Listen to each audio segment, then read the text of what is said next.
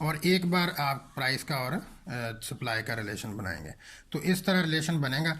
इन दोनों में देखें आप रिलेशन क्या बन रहा है, प्राइसेस बढ़ रही हैं, डिमांड कम हो रही है। अगर नीचे से ऊपर जाएं तो प्राइसेस में कमी हो रही है और डिमांड में क्या हो रहा है, इजाफा। अब इसको और इसको रिलेशन देखेंगे तो देखें आप, प्राइसेस बढ़ रही हैं तो सप्लाई में भी इजाफा हो रहा है, प्राइसेस नीचे से अगर ऊपर जाएं कम हो रही हैं तो सप्लाई में भी क्या हो रही है, कमी हो रही है। सो पॉजिटिव रिलेशन है बिटवीन प्राइस एंड सप्लाई और नेगेटिव रिलेशन है बिटवीन प्राइस एंड डिमांड। अब बेटे इसके बाद इसी टेबल की मदद से हम ना एक डायग्राम ड्रा करेंगे। वो मैंने ड्यू टू टाइम कंस्ट्रेंट मैंने उसको पहले से ही ड्रा कर लिया हुआ है। थोड़ा सा इसको मैं एक्सप्लेन आपको कर देता हूँ।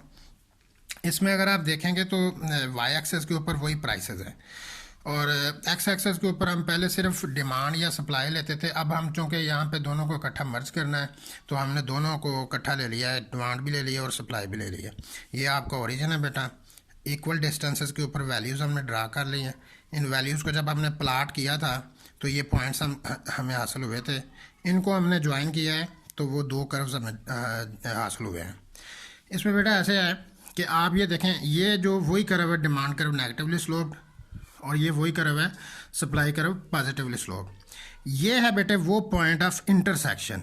पॉइंट ऑफ इंटरसेक्शन का मतलब है कि जहाँ पे दो कर्व्स आपस में क्या कर रहे हैं, आपस में इंटरसेक्ट कर रहे हैं, एक दूसरे को क्रॉस कर रहे हैं। सो this is called point of intersection.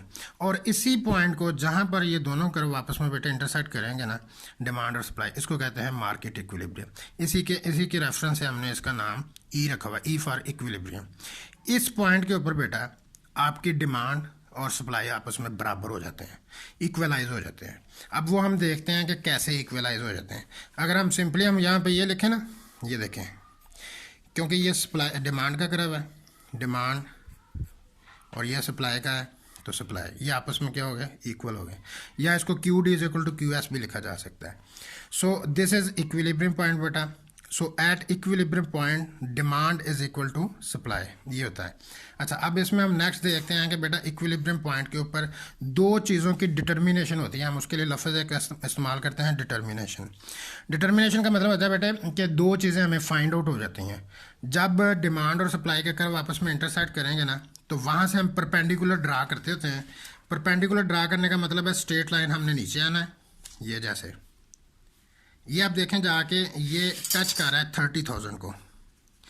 30,000 क्या है, वो डिमांड भी है और सप्लाई भी है। सो ये जो 30,000 है, अगर देखें ऊपर जाके तो डिमांड और सप्लाई आपस में क्या है, बराबर है। So it means Q D जो है वो भी 30,000 है और क्यू एस भी जो है वो 30,000 है। ये दोनों आपस में क्या हो गए, इक्वलाइज हो गए।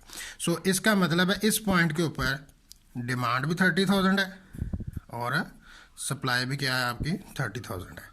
अब बेटे ये तो होगी, इनको कहते हैं हम इक्विलिब्रियम क्वांटिटीज़। इनको क्या कहते हैं बेटे, इक्विलिब्रियम क्वांटिटीज़। वो ऐसी मकदारें जहाँ पर डिमांड और सप्लाई आपस में बराबर हो जाते हैं, those are called equilibrium quantities. अब एक बेटा हमारे पास फाइंड आउट होती है इक्विलिब्रियम प्राइस, और वो ये होती है कि जहाँ पे दोनों कर्व आपस में इंटरसेक्ट करते हैं वहाँ से हम परपेंडिकुलर ड्रा करते हैं ऑन द वाई एक्सेस। जब हमने परपेंडिकुलर ड्रा किया तो वो बेटा आप देखेंगे तो वो 300 पे जाके मैच किया है। सो इसको कहते हैं इक्विलिब्रियम प्राइस। इसके लिए हम पी बार का लफ्ज़ इस्तेमाल कर लेते हैं, P bar for equilibrium price, और इनके लिए हम क्यू बार इस्तेमाल करते हैं।